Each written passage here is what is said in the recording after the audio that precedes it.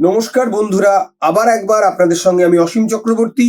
আজ মানব জীবনের করতলে মঙ্গলের ত্রিভুজ নিয়ে আলোচনা। সাধারণত করতলে মঙ্গলের প্রথম ক্ষেত্র ও দ্বিতীয় ক্ষেত্রের মাঝের যে অংশ থাকে তাকে বলা হয় মঙ্গলের সমতল ভূমি বা প্লেন অফ মার্স। এই সমতল ভূমিতে কোনো ত্রিভুজ সংগঠিত হলে তাকে বলা হয় মঙ্গলের ত্রিভুজ বা মহান ত্রিভুজ বা বৃহৎ ত্রিভুজ। সাধারণত আয়ুরেখা, 1 নম্বর চিত্রে দেখুন, সাধারণত আয়ুরেখা, শিরোরেখা এবং শাস্ত্ররেখা মিলে এই ত্রিভুজটি গঠিত হয়। যত স্পষ্ট ও গভীরভাবে ত্রিভুজটি গঠিত হয় ততই শুভভাব প্রকাশ পাবে। 1 নম্বর চিত্রে আয়ুরেখা ও শিরোরেখার সংযোগ কোণকে বলা হয় উচ্চকোণ বা প্রথম কোণ। এই কোণ সুগঠিত হলে জাতক বিদ্বান, বুদ্ধিমান, সুবক্তা, সদালাপী, জনপ্রিয়, ধার্মিক ও স্বাস্থ্যবান হয়। 2 নম্বর চিত্রে দেখুন, শিরোরেখা ও শাস্ত্ররেখার সংযোগ কোণ হলো দ্বিতীয় কোণ বা মধ্যকোণ।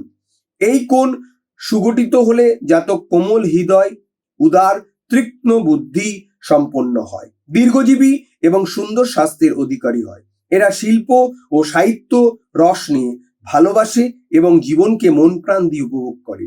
এই কোণ অপরিসর বা সুগঠিত না হলে জাতক দুর্বল চিত্র এবং ভগ্ন শাস্ত্র হয়ে থাকে। 3 নম্বর চিত্রে দেখুন, আয়ুরেখা ও শাস্ত্ররেখার সংযোগের কোণকে বলা হয় তৃতীয় কোণ। এই কোণ সুস্পষ্ট, প্রসারিত এবং অবর্তিত হলে জাতক হয় দীর্ঘায়ু কিংবা অর্থবান ও ধীর শক্তি সম্পন্ন। কিন্তু এই কোণ স্পষ্ট এবং প্রশস্ত না হলে জাতক স্নায়বিক দৌর্বল্যে কষ্ট পায়। যদি তিনটি কোণই স্পষ্ট হয় এবং ত্রিভুজটি স্পষ্ট হয় তাহলে জাতক হয় দীর্ঘজীবী, নির্ভীক, সৌভাগ্যশালী এবং গৃহসুখভোগী। যদি এই ত্রিকোণের মধ্যে অর্ধচন্দ্র রেখা থাকে তাহলে জাতক হয় কলহপ্রিয়, নিষ্ঠুর এবং অব্যবহৃত চিত্রের লোক। যদি ত্রিকোণের মধ্যে ক্ষেত্রে মঙ্গলের সমতল ভূমি স্পষ্ট এবং সমতল হয় তাহলে জাতক ধর্মশীল হয় এবং ভূসম্পত্তির মালিক হয়।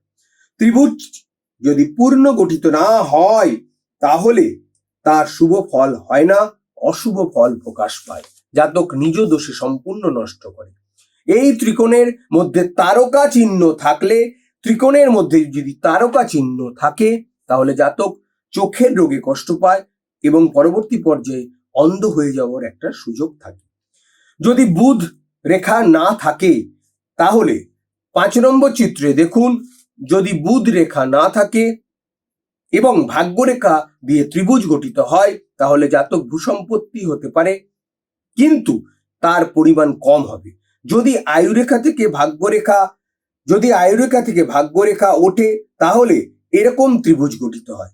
যদি চন্দ্রের স্থান থেকে, চিত্র দেখুন যেখানে চ লেখা আছে ওই স্থান থেকে যদি ভাগ্যরেখা ওঠে এবং তার সঙ্গে বুধ রেখার অংশ মিশে ত্রিভুজ গঠিত হয় তাহলে জাতক ভূসম্পত্তির মালিক হয়, তবে সেই সম্পদ অল্প পরিমাণে হয় এবং ভাগ্যে কিছু বাধাও আসা অসম্ভব নয়। জাতককে নিজের চেষ্টায় ভূসম্পত্তি লাভ করতে হয়। হঠাৎ আধ্যাত্মিক ও পূর্বপুরুষের দ্বারা তার প্রাপ্তিযোগ সম্ভাবনা বেশি হতে পারে।